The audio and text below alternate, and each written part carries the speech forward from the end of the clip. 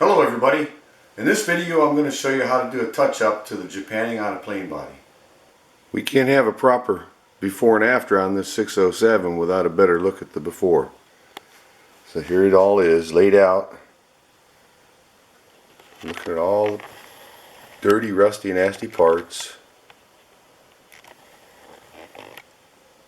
And we're going to come back and see the after. So I've got the base all prepped for the touch-up. The prep consisted of cleaning in a deep sink, some hot soapy water, then there was paint all over it that I had to pick off with a dental pick and use my little scraper. After the paint removal, wire brushing, 4/0 steel wool, and getting all these little bare spots that you see all over this body of the plane clean and ready to take paint.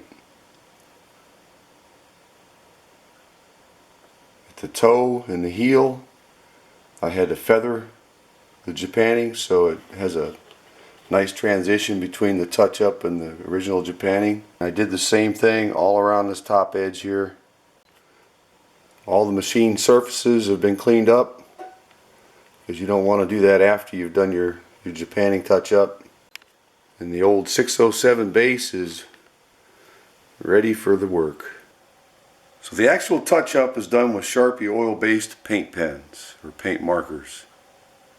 Real easy to use. I'm going to take this thing and go over all the areas where there's bare Japanning. I'm going to fill in the holes. Complete coat on the back here.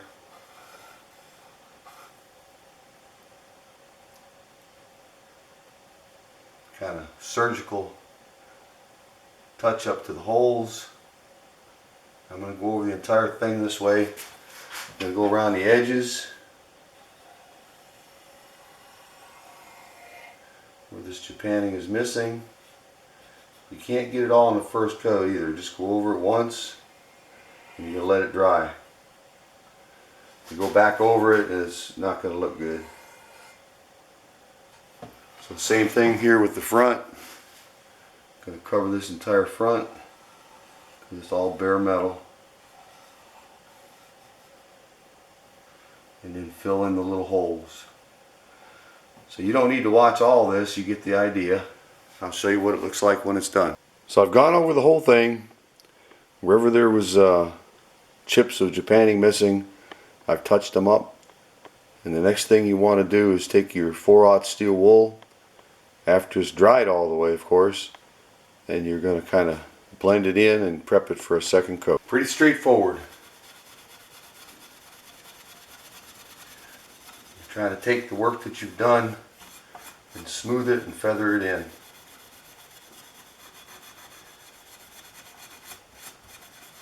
You're going to do this over the entire body.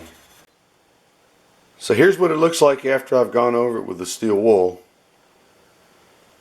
It takes quite a bit of rubbing, and you do put pressure on it on those new paint spots that you put on to get them smoothed back down to the original Japan surface. And now I'm going to repeat the same application that we saw earlier for a second coat. Second coat's applied. Now it's got to dry for a while. This actually takes more time than stripping the old finish off and putting a new one on. So when you go down this road, it's because you want to keep as much as the original Japanning as you can. I've applied the second coat, rubbed it with steel wool, and then went over it with a paper towel, one of my blue shop paper towels. And that's what it looks like now. So the next thing I'm going to do is coat it with my dirty rag oil. My dirty rag is soaked with the Howard feeding wax. I buy it from Home Depot. Use the same rag for many years. Just keep adding the feeding wax. So it's just a matter of taking and wiping down the Japanning, giving it a good coat. I'm going to go over the entire thing, every nook and cranny. And after I coat the entire thing, I usually let it sit for at least a couple hours In this case, it's going to sit overnight because it's almost time for supper. The oil's been on the base for 24 hours. I'm going to wipe it off. I use my blue shop towels to do this. Get all the oil off every nook and cranny, because the next thing we're going to do is put a coat of wax on it. So after I finish wiping it with a paper towel, I like to use the giant wooden Q-tips and make sure I get all the way into the corners and the cracks and crevices with that. And now you should see a noticeable difference from what it was when we started to what it is now. It is by no means perfect, and it is definitely not an easy thing to do, doing this surgical type touch-up, but you can see that it is a vast improvement, and we didn't mess the original Japanning up. Just took care of the spots, little dings all over this thing where it was missing. Next thing I'm going to do is wax it.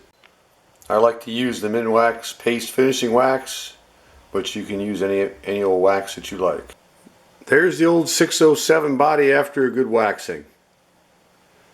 So like I said before, it's not perfect, but it sure looks better than what it was when we started, with paint specks and glops all over it, rust, and probably about 100 little dings missing all over the Japanning. Major portion of it missing from the front and the back. It's a lot of work. It would be easier to do a complete replacement like I showed you in my other video, but for those who want to keep that original Japanning as long as you can, that's a good way to do it. And I promised the before and after of all the other parts. There they are, cleaned up, ready to go back together, and my videos wouldn't be complete if we didn't put them back together and test drive the plane.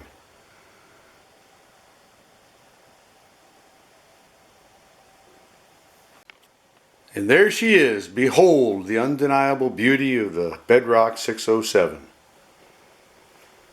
Got some beautiful rosewood. The graining is just really nice. Overall, she finished up to look really good.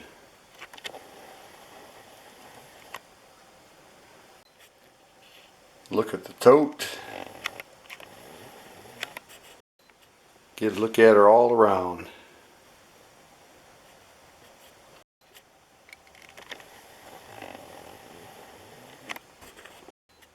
And if you remember, the base was rusted all over. I showed you how to clean that up in a different video by scraping. And that's what I did. So that's why you see original patina left on the base of this plane, which is nice because that original patina helps prevent rust. And it just looks good. Except for my little smudge marks on there where I fingered it. Let's test it out. So I've got my 2 5/8 inch poplar in the vise. We're going to see what the old 607 will do. Yeah, the piece is a little bit short for a 607, but it's going to work.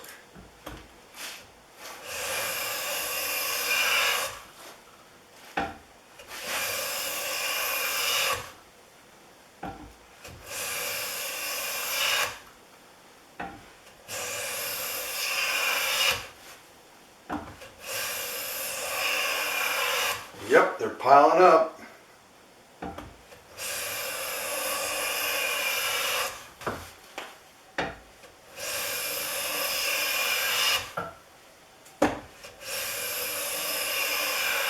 Beautiful full width shavings, see-through as usual. Doesn't work good if you get shavings underneath the plane.